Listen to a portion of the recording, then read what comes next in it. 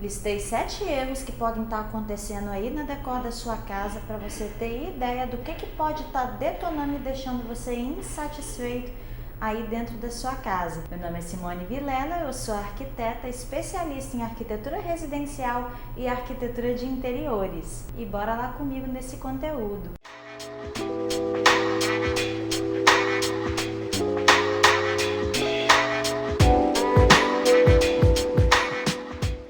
Mas antes de iniciar aí esses erros, eu contar tudo isso para vocês, peço que você dê o seu like nesse vídeo para o YouTube propagar para mais pessoas que precisam ouvir, que gostam de arquitetura e decoração, porque quando você dá o seu like, o YouTube ele tem mais facilidade de entregar esse conteúdo para outras pessoas que têm gosto semelhante, tá bom? Também se inscrever no meu canal para você receber esses vídeos em primeira mão, para você não ficar de fora. Liga aí o sininho. E também curtir a minha página lá no Instagram, onde eu compartilho dicas e conteúdos diários da arquitetura e da decoração. Então, gente, um dos primeiros erros, tá, que eu considero aí super grave é a cortina curta. Ah, mas na minha casa eu tenho cortina curta e eu não tenho necessidade de ter uma cortina longa até o chão. Pois é, mas a cortina curta, o que acontece? Ela corta a silhueta toda do seu ambiente, tá? Você vai entrar, você às vezes tem uma janela bacana, tá? E é como se tivesse faltando tecido, né, para completar a cortina. Então é uma brincadeirinha aí. Quando a gente vê uma roupa curta demais uma pessoa, a gente vê que às vezes corta a silhueta, né? Não é porque até tá curta. Enfim, é só uma brincadeirinha. Por exemplo, quando você chega num ambiente e se depara com aquela cortina curta, você perde o valor visual daquela parede. Por que a gente tem esse resultado dessa silhueta cortada? Porque eu fico com duas texturas, tá, na parede, então você fica tendo aquela linha na parede numa altura que é desagradável. Então a gente tem essa sensação de deselegância, como se tivesse faltando alguma coisa, tá? Pode observar aí, né, nessa outra imagem que tá passando, como que fica muito mais agradável quando eu tenho uma cortina, né, inteira até o chão. A gente vê o tecido da cortina, ele tendo um caimento muito mais bonito. Ah, e uma dica para cortina é a gente fazer a bainha dela bem mais alta, com pelo menos uns 30 centímetros, dá uma marcação super especial nela. E sempre ela bem rente ao piso ou então ela passando um pouquinho do tamanho, tipo 1 centímetrozinho, fica super elegante. Para quem não tem tanta dificuldade para poder manter a limpeza do ambiente, mas está liberado ela ficar bem rente ao piso. Um outro erro, gente, é falta de planejamento na escolha dos adornos, tá? Principalmente. Aí você resolve, vou fazer uma viagem, a gente fica empolgado, né? Quando faz viagem, resolve trazer aquele monte de miniatura, sem nem saber se vai compor com o resto da decoração da sua casa.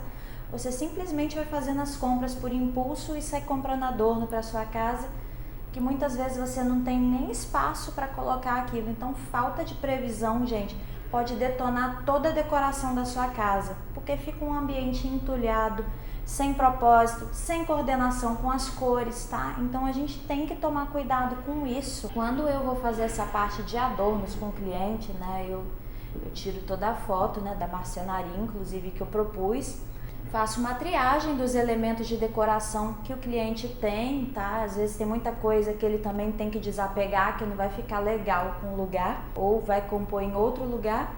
E a gente faz essa compra dos adornos de forma planejada, que vai compor com a cor do ambiente, que é muito importante. Às vezes você tem até uma base super legal de cor, de design no seu ambiente, mas esse monte de entulho, esse monte de compra por impulso que você faz, pode estar detonando toda a decor do seu apartamento e dando esse aspecto pesado, tá? Então evitar essas compras por impulso e sem planejamento é o ideal aí para você manter a sua decor em dia, tá joia? Um outro erro que compromete toda a sua decor é a falta de proporção dos móveis no ambiente. Se você tem um ambiente grande demais e você coloca móveis pequenos demais, você fica com a sensação de vazio, tá, no ambiente. Então fica aquele móvel todo perdido ali e não é muito legal isso, tá? Às vezes a gente tem uma parede e a proporção desse mobiliário ela não está adequada, então causa toda essa sensação no ambiente.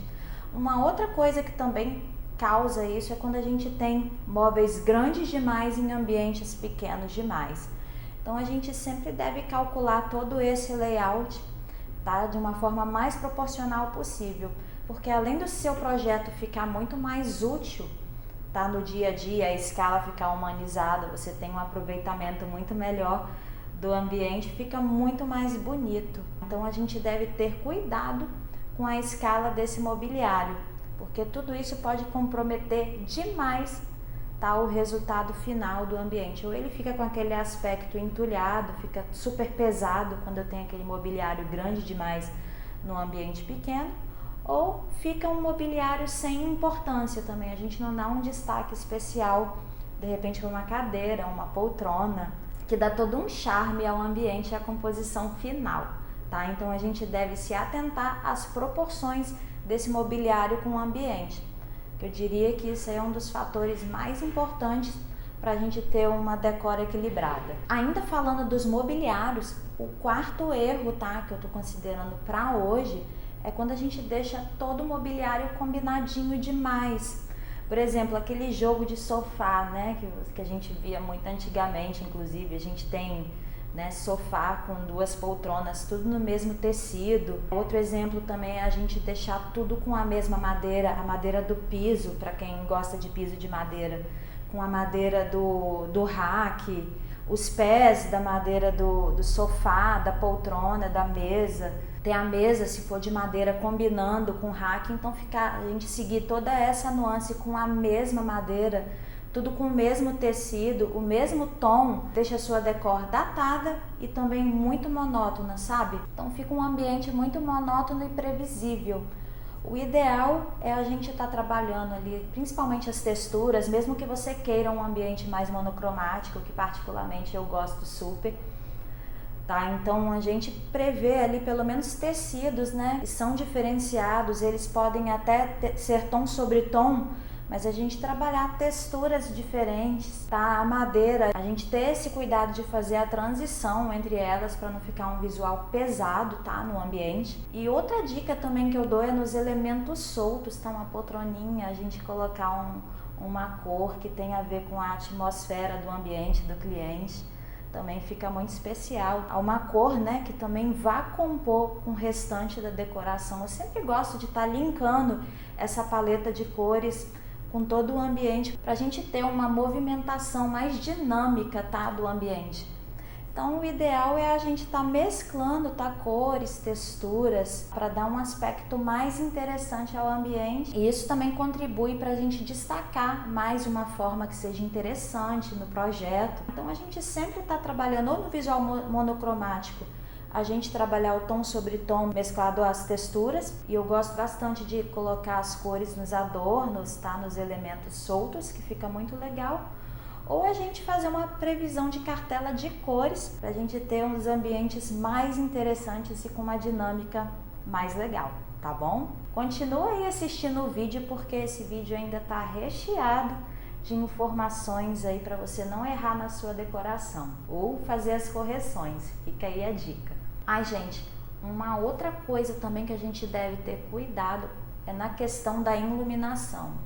Eu acho que a gente já falou bastante, né, disso aqui, mas a iluminação branca, ela prejudica todo o resultado da ambiência da sua casa, tá? Quando a gente trabalha uma iluminação mais amareladinha, que tem uma escala, tá? Inclusive na física explica isso, é em Kelvin, tá? É a temperatura da cor, a gente tem de 3000 Kelvin, que é a luz mais amarelada, ela limita mais a luz do sol, então traz à tona as cores reais do projeto, deixa o projeto mais interessante, mais bonito. 4000 kelvins, que é legal, né? Se de repente você precisa de uma luz um pouquinho mais branca, a gente deixar na área de serviço e na cozinha, se ela não for integrada com a sala. E 6000 kelvins, que é uma luz bem mais branca, que eu não indico de forma nenhuma para dentro de casa. Ela é ideal para supermercados, lojas de departamento, farmácia.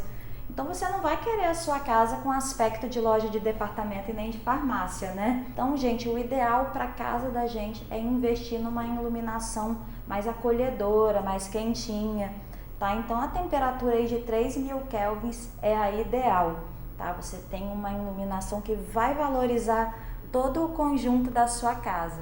De nada adianta eu ter um projeto muito bonito, um projeto interessante, às vezes com formas até interessantes, e a iluminação não me ajuda a dar destaque nisso, não é mesmo? Gente, um outro item que também tá super fora de moda e eu considero um erro, tá, dentro de casa, porque fica grosseiro, é o grafiato.